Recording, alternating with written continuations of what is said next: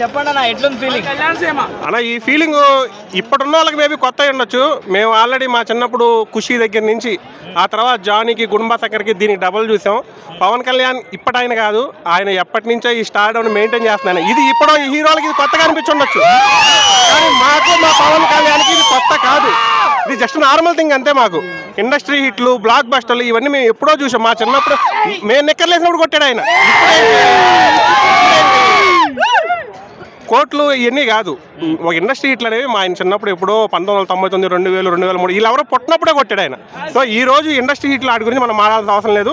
OG ఇది కేవలం ఫ్యాన్స్కి పండగ, కేవలం ఫ్యాన్స్ కోసం. ఫ్యాన్స్ మళ్ళీ కాలర్ ఎత్తుకొని ఇదిగో నా పవన్ కళ్యాణ్, ఇది పవన్ కళ్యాణ్, నువ్వు చూసిన పవన్ కళ్యాణ్ కాదు.